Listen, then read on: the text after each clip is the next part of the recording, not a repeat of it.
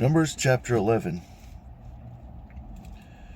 Now the people were grumbling evilly before the Lord, and the Lord heard them and was provoked to anger. So the fire of the Lord burned among them and utterly destroyed part of the camp.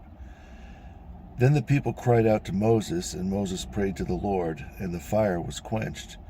So he called the name of the place Burning, because fire from the Lord burned among them.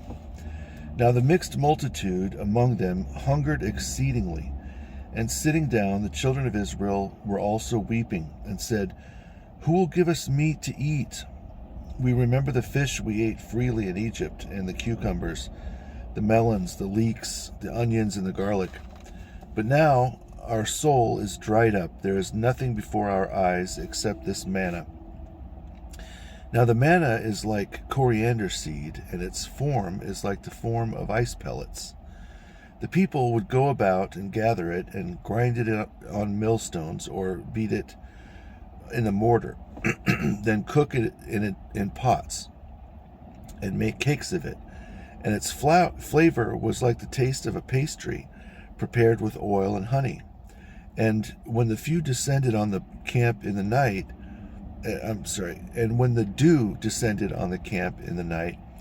the manna descended upon it. Then Moses heard the people weeping throughout their tribes, every one at his door, and the anger of the Lord was greatly aroused. Moses also was displeased. So Moses said to the Lord, Why have you maltreated your servant? Why have I not found grace in your sight, that you lay the wrath of this people on me? Did I conceive all these people? Did I beget them, that you should say to me, Carry them in your bosom, as a guardian carries a nursing child, to the land you swore to their fathers? Where am I to get meat to give to all these people? For they weep all over me, saying, Give us meat that we may eat. I am not able to bear this people alone, because the burden is too heavy for me. If you treat me like this, kill me here and now, if I find mercy in your sight, and do not let me see my maltreatment. So the Lord said to Moses, Gather to me 70 men from the elders of Israel, whom you yourself know to be the elders of the people, and officers over them. Bring them to the tabernacle of testimony, so they may stand there with you. Then I will descend and talk with you there. I will take of the Spirit upon you and put him upon them, and they shall help you bear the wrath of the people, that you yourself may not bear them alone. Then you shall say to the people, Sanctify yourselves for tomorrow, and you shall eat meat. For you have wept before the Lord, saying, Who will give us meat to eat? For it was well with us in Egypt. Therefore the Lord will give you meat to eat, and you shall eat. You shall eat not 1 day, nor 2 days, nor 5 days, nor 10 days, nor 20 days, but for a whole month you shall eat, till it comes out of your nostrils and becomes loathsome to you, because you disobeyed the Lord. Who is among you and have wept before him, saying, Why did we ever come up out of Egypt? Then Moses said, The people I am among are 600,000 men on foot, yet you are saying, I will give them meat, so they may eat for a whole month. Shall sheep and oxen be slaughtered for them, to provide enough for them?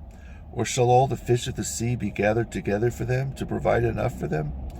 Then the Lord said to Moses, Is the Lord's hand unable to provide for them? Now you shall know whether or not my word will overtake you.